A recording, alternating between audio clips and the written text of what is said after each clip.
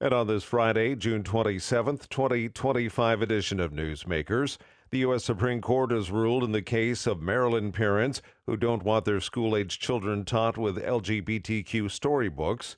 Donna Warder reports. The Supreme Court says parents in Maryland who didn't want their children taught with storybooks with LGBTQ characters can pull their children from those public school lessons if they have religious objections. The Montgomery County, Maryland school system introduced the storybooks in 2022 to better reflect the district's diversity. Parents were initially allowed to pull the children from lessons using the storybooks, but a year later, the school board changed its mind and parents filed suit. A lower court ruled in favor of the school district. The Supreme Court ruling is not final, but the court suggests that the parents will likely win in the end. Donna Warder, Washington. In response to the ruling, President Trump says parental rights are being restored. Trump told reporters today the ruling was for parents who feel they lost control of their kids to schools.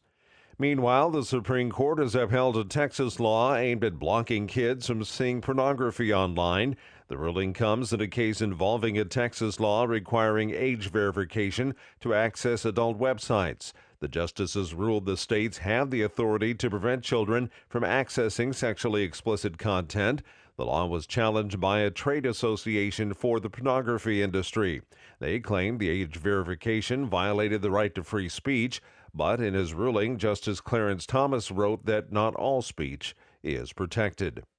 A California bishop strongly condemns recent ICE raids at Catholic churches in the San Bernardino diocese, calling for an immediate end to the actions. ICE agents entered two parish properties in Montclair and Highland on June 20th, detaining multiple people, including a parishioner. Diocese officials say those detained were not church employees or regular parishioners. Bishop Alberto Rojas criticized the raids as violating due process and human dignity, urging political leaders to stop the mass deportation tactics targeting undocumented immigrants. 6 Americans have been detained in South Korea for trying to send 1,600 plastic bottles filled with rice, miniature Bibles, $1 bills, and USB sticks toward North Korea by sea. More from Charles de Ledesma.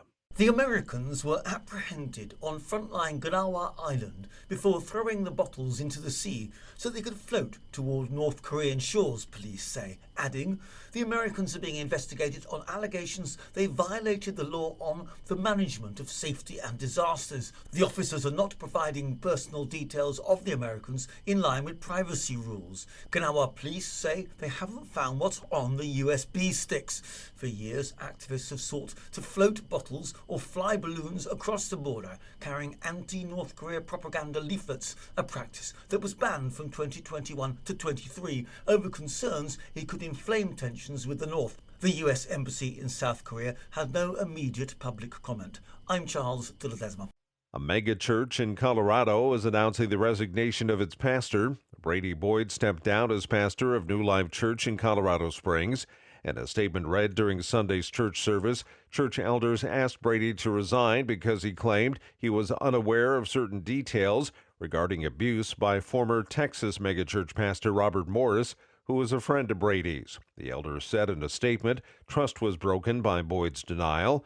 Boyd had served as pastor since 2007 when he took over for former pastor and president of the National Association of Evangelicals, Ted Haggard, who resigned over a scandal of his own. And that's Newsmakers for this Friday, June 27th, 2025 edition. I'm Keith Black.